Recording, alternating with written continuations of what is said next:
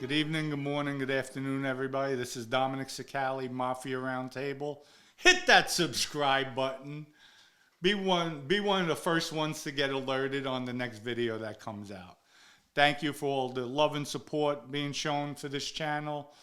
We're new, but please hit that subscribe button. It'll be greatly appreciated. This story is about Joe Barone. Joe Barone, I met him through my cousin Nancy. It was her boyfriend. And Joe was a very personable guy, funny to be around, but also he was scared of his own shadow. For some reason, he was scared of Sally Larca, and I told him Sally Larca is a Gambino soldier.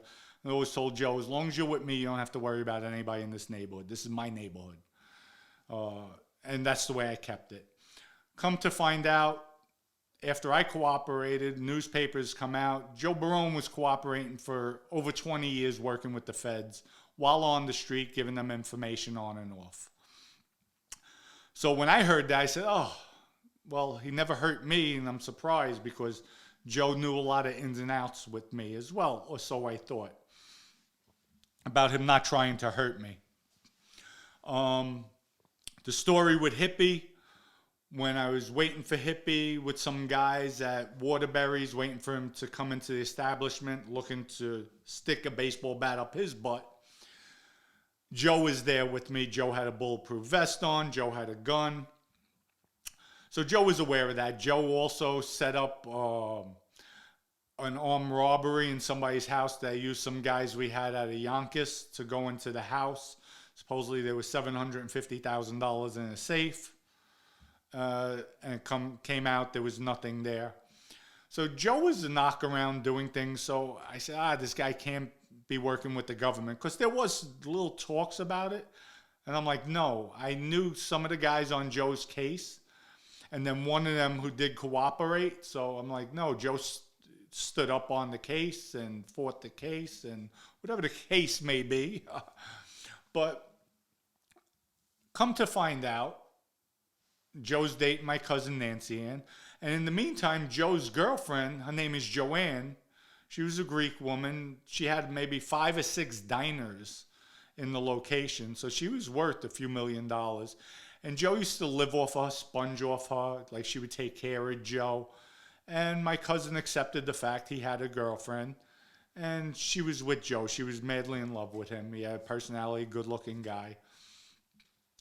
But come to find out, when Joe cooperated, or when it came out that he was cooperating, I get word Joe told the government that I told Joe Barone that I killed Frank Santoro for Vinny. For Vinny. Not with Vinny.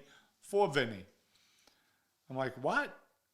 Never said anything to Joe. I would never say anything to anybody about me doing a piece of work. Period. Even if my boss asked me, Joe Messino, I don't know what you're talking about, Joe. I don't know. What are you talking about? They didn't kill anybody. And I would have kept it at that. But when I heard that about Joe Barone, I'm like, this dirty motherfucker. You're going to tell the government a lie? And I think he even said something with Quiet Dom's son. I'm like, wow.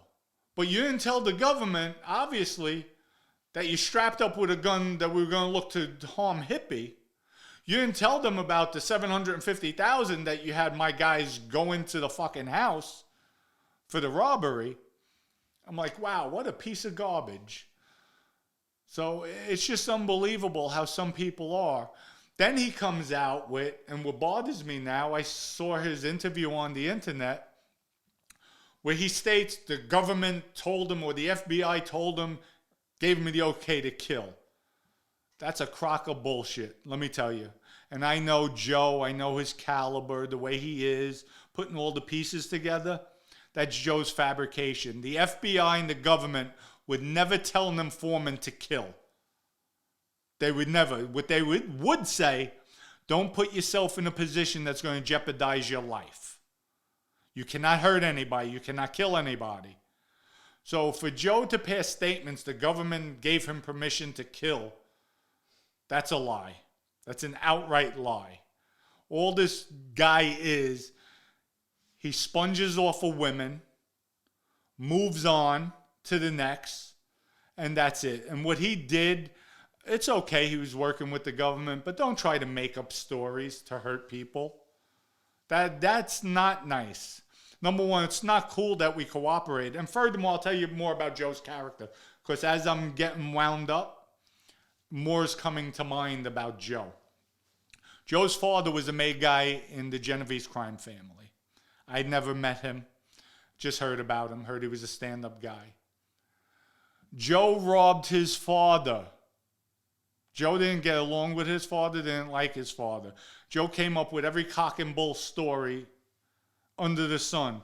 But the real story is, there was a duffel bag, about $280,000 in the closet. Joe stole the money and ran and left. Left his father without holding the bag, literally. Looking for the money, looking for Joe. Joe couldn't be found. And then eventually, when Joe came out of hiding, the father, I think, was dead or missing. And then Joe wound up catching a case, going away. But Joe robbed his own father for $280,000. That's the caliber Joe is. Wherever there was a buck to be made, Joe was there. Or was a steal, robbed from somebody, Joe was there. Joe used this poor woman, Joanne, who was a sweetheart, really nice woman, met her on many occasions, and he just tried milking her dry. The guy's a total piece of garbage.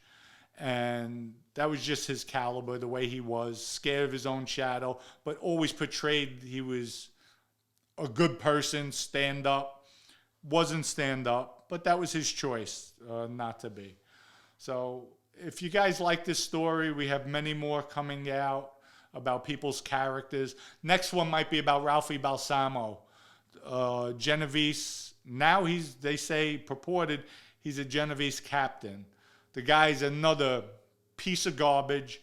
Wait till you hear the story about Ralphie, how he dogged it one night for us. Dogged it, mudded out when there was a big brawl in the Bronx location. Stay tuned for that story. If you like this story, please hit the like and subscribe button. We got many more coming, and I'll say it again. Everybody have a wonderful evening, morning, afternoon. Peace out. Love you all.